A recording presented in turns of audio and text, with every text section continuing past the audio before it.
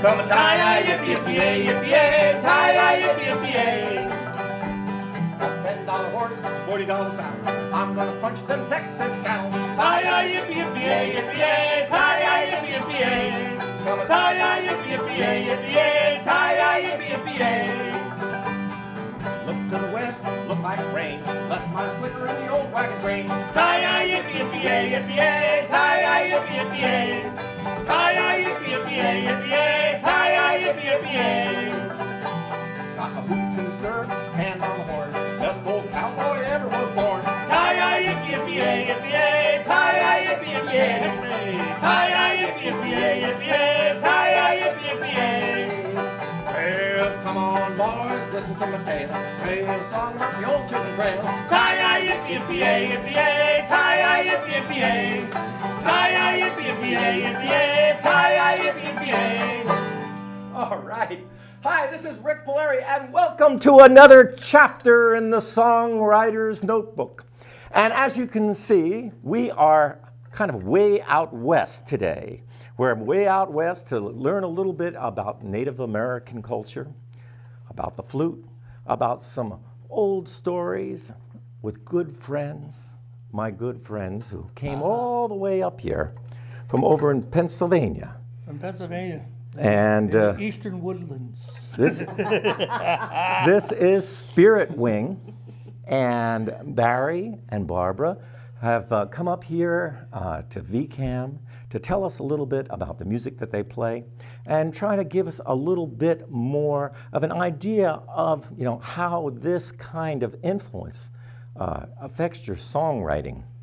And the reason we started with this song here is, as I was telling them, I had a friend of mine, Ernie Seitz, Cowboy Ernie Seitz, came in. We sang that song together. And we talked a lot about the cowboys, and we talked about barbed wire and all kinds of cowboy things. And he spun a lariat in the middle of the studio, and it hit me in the eye. We had a whooping good time. And I thought it would be really kind of fun to hear about some of the things that people don't know about the Native American culture and how that affected your own songwriting. And I think what I'm going to do is, before we sit down and really have this talk, I'd like you to sing one of the songs that really means something to you, that you've put together, that has that influence of the Native American culture. I'm going to just sit down for a minute. Yeah, well, actually, it's interesting because with the cowboy songs, I know we were out in Montana. We were just out in Montana this past May, and the Blackfeet, and they were looking forward to the summer because that's the rodeo season. They are very, very involved with horses. Like the Cheyenne, all the, we're woodland horses. Okay, yeah, but out there, horses are everything. Horses, that's family to them, But one of the things by being woodland, and we have, like our things here, we just got done with Thanksgiving. I know it's going to be, and you ate a Native American dinner. You ate a Native American dinner at that point, which is turkey, the corn, beans, and squash, the three sisters, and you'll hear that referenced in this song because we are, as Barbara, we are matrilineal societies in the East. Not the same as most of the West, which is patrilineal. So your heritage is going through your mother. And out here in the East, we have the three sisters, corn, beans, and squash. Very important in our culture, the beginning of our food sources. Actually, Thanksgiving dinner, corn, beans, and squash. So this song is actually about a Wolf Clan mother that we knew, who unfortunately is no longer here. She's in the spirit world. But this is about her and what she has taught us. This is your Macy's clan. Morning song. Yes, Your Wolf Clan. Wolf Clan, I'm Turtle Clan.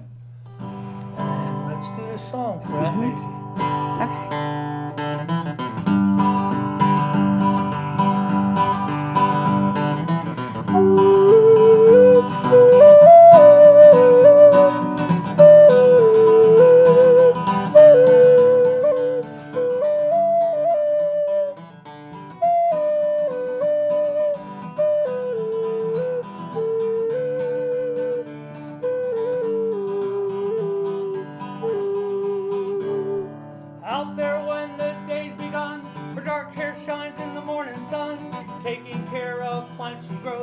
Songbirds follow as she goes.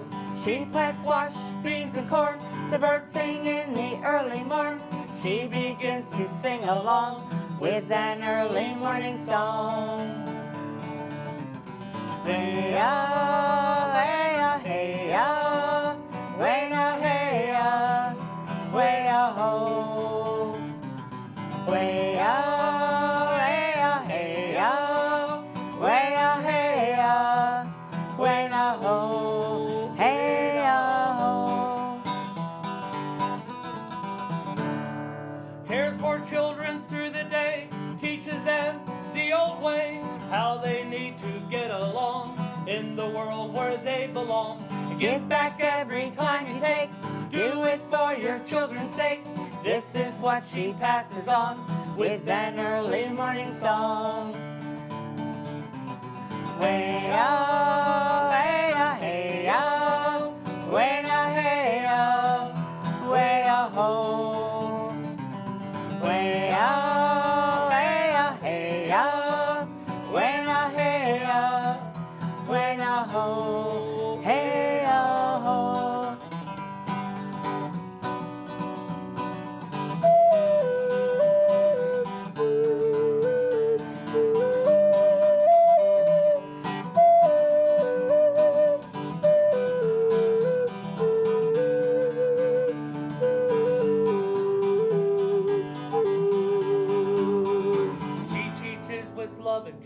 The lessons that she has to share, handed down from long ago, still apply today to know. Way-ya, hey-ya, hey-ya, way-ya, hey-ya, hey-ya, ho. Way-ya, hey-ya, hey-ya, way-ya, hey-ya, way-ya, ho. Way-ya, hey-ya, hey-ya, way-ya, hey-ya, way-ya, ho. Way-ya, hey-ya, hey-ya, way-ya, hey-ya, way-ya, ho, hey-ya, ho.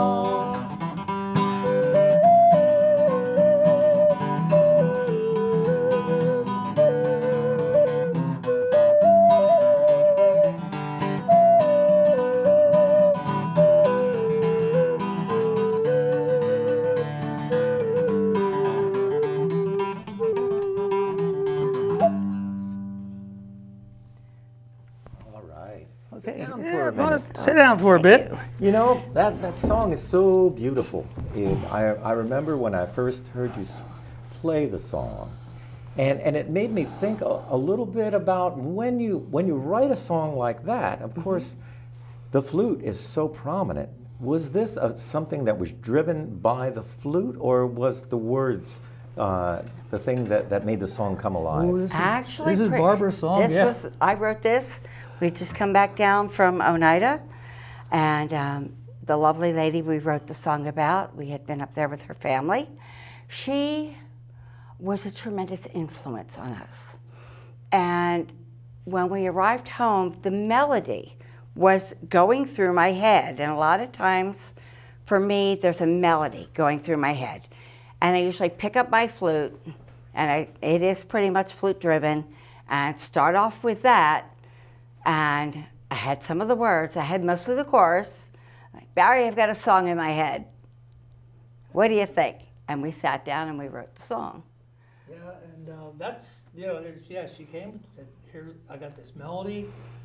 Help us, we worked the lyrics together, mostly all her lyrics. But the melody is definitely hers, and the only thing I was really adding is that almost bluegrass style guitar playing behind it. I love bluegrass, and that's what kind of fell together with it. Well, I think that's what makes it work. You can feel the collaboration in there. And I almost can feel that there's almost a feeling of the 60s that's in that song, too. Oh. You know, that you can feel that kind of hopeful feeling that we all felt in the 60s. It makes you feel good to hear that song. And I think that it's one of those unusual things when you have an instrument like a flute driving the idea of writing the song. I mean, we do that with guitar a lot, guitar lick, but something like a flute is a different thing. So if someone was out there and they might be playing a flute, and a lot of people are playing these flutes. Now, Yes, they are. you know, the whole thing, when I started playing the flute a long time ago, first of all, the flutes never played in tune, remember? You're right, they didn't. And they were very difficult to find. And it was really because of Carlos Nakai and Kevin Locke and some of the early pioneers who went around and collected the songs.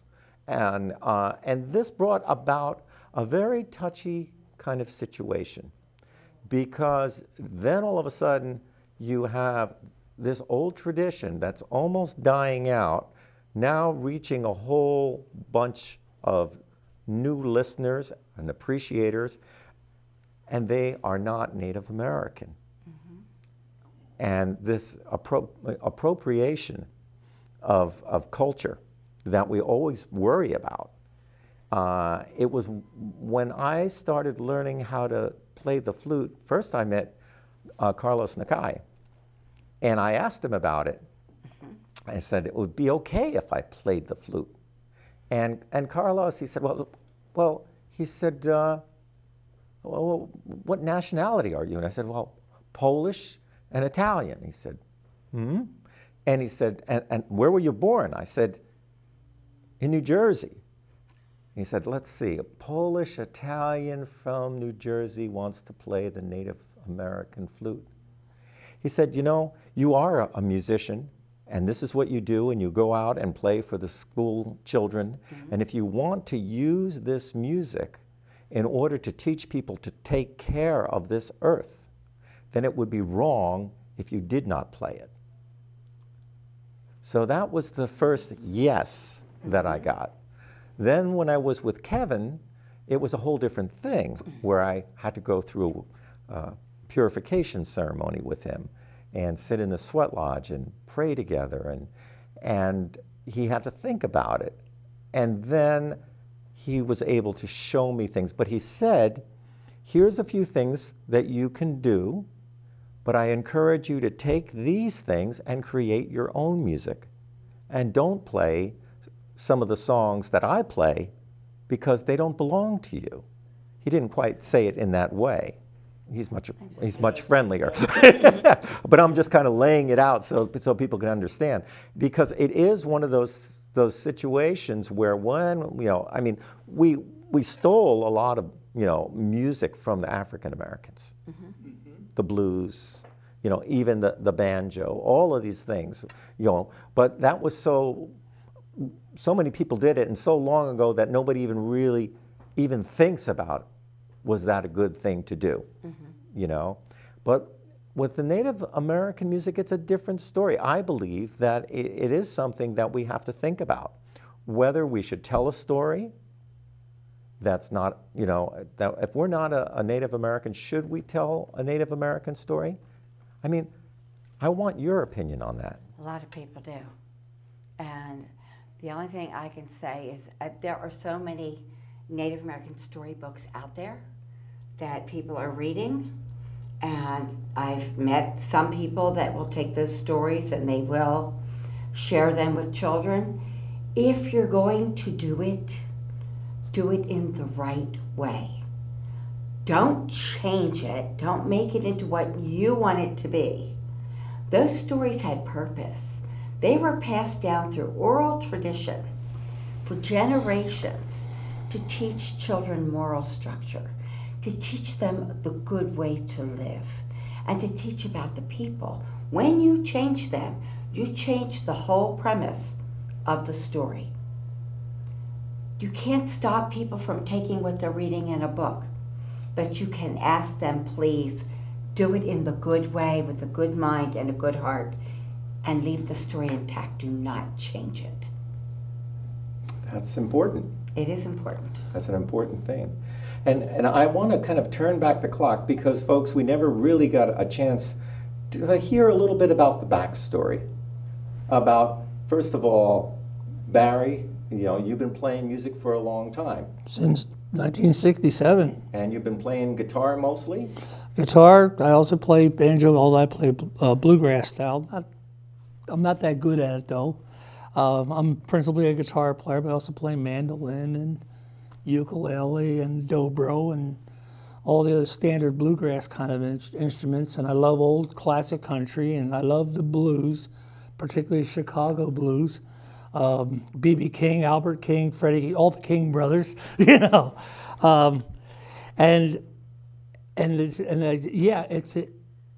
so much music, it's a matter of respect. It's a matter of respect. Even in the old rock and roll field and the doo-wop, I love the old doo-wop.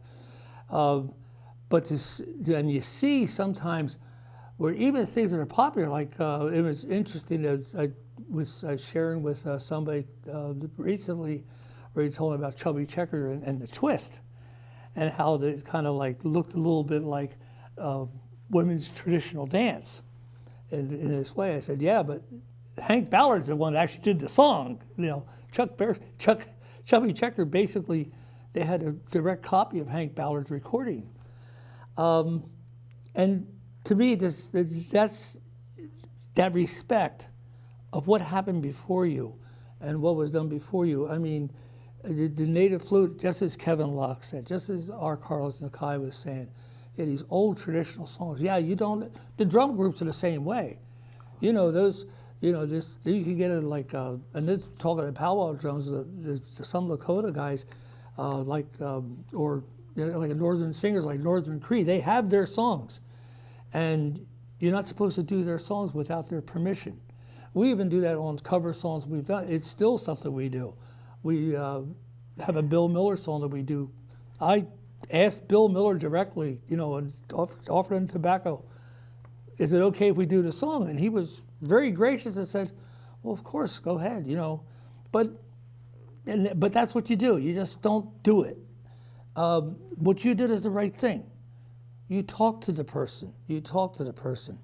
And this wonderful flute, we have when we also branched our own band into like a blues act, Red Crow's Blues Band, and rather than harmonica, the native flute's going to be playing. But I got most of that influence.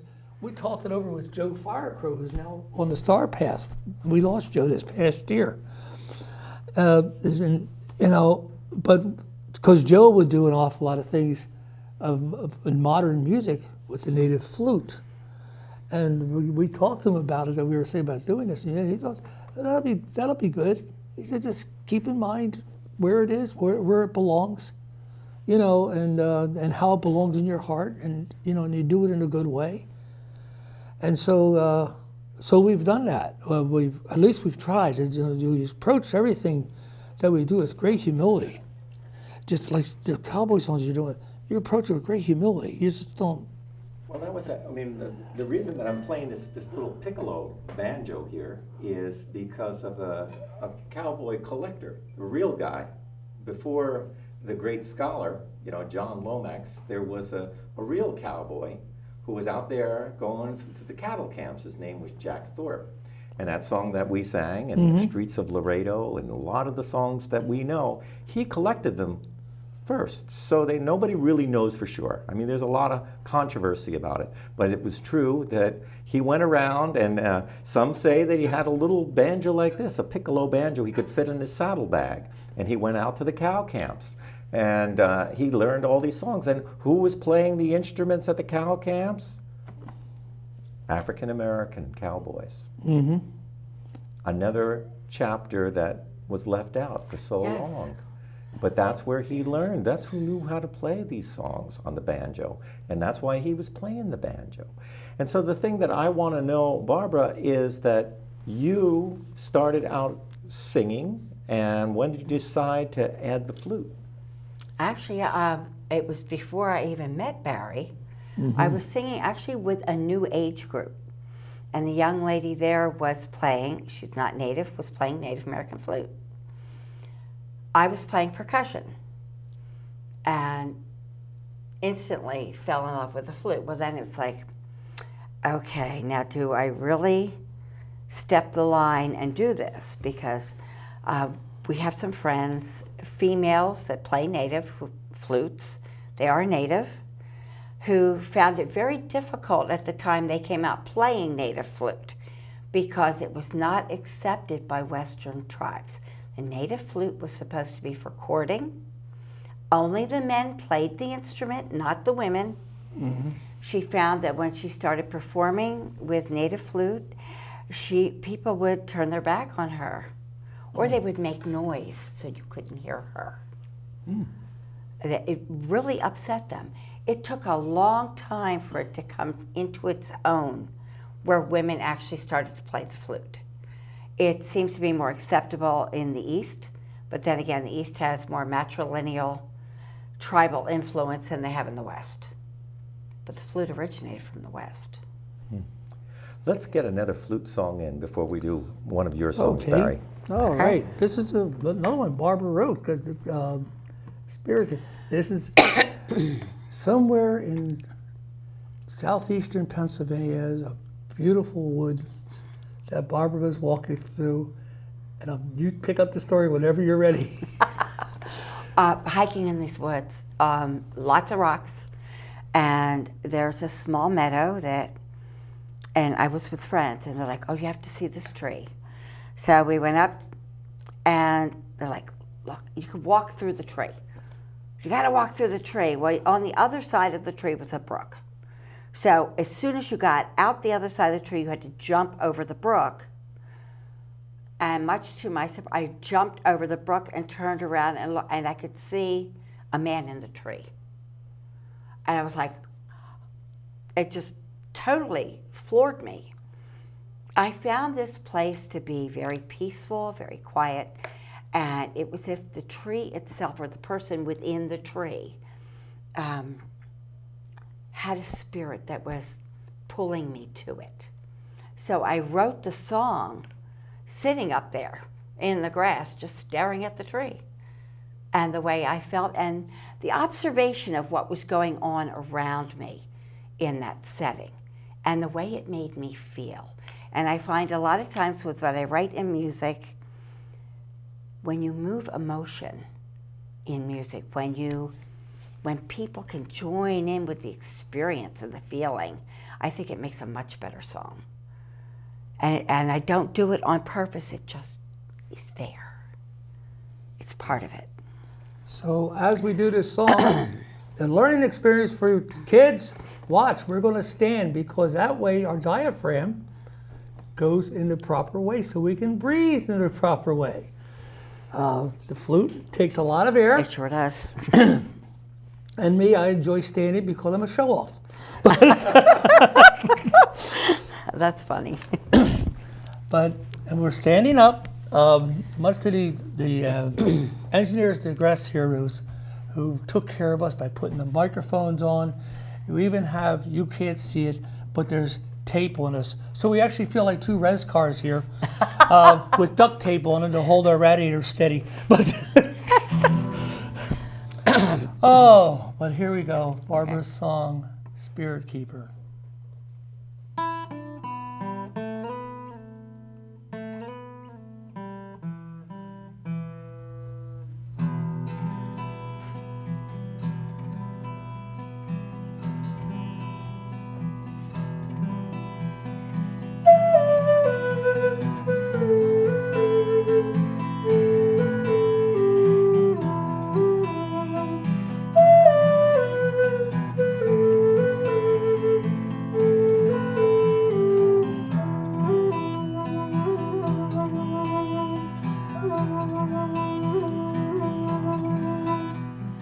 Spirit keeper came to me, shows himself inside a tree. By the creek he can be found. Spirit keeper, I'm homeward bound.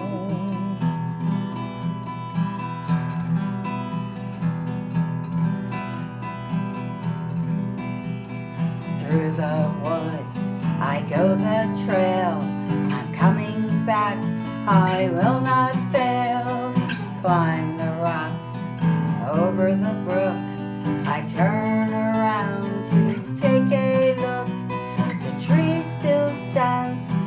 wide and tall, before a creek that is so small.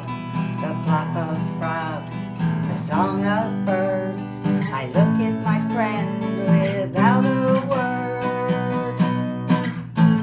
Spirit keeper came to me, shows himself inside the tree. By the creek he can be found. Spirit keeper, I'm homeward bound.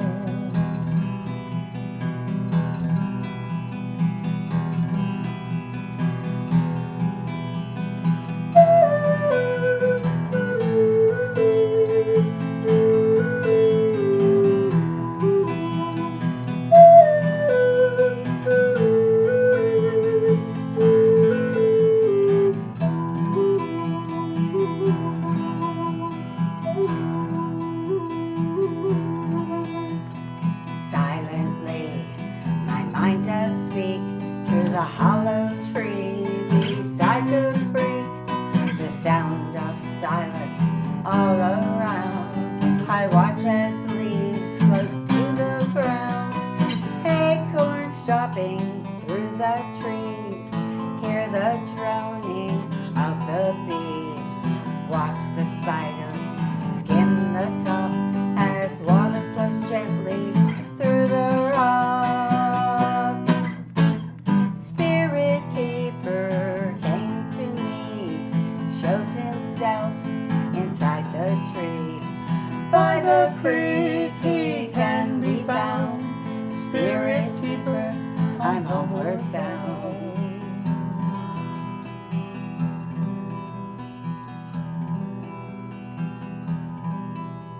Spirit keeper in the tree, surrounded by tranquility. I find my peace in the beauty here. In this place there is no fear.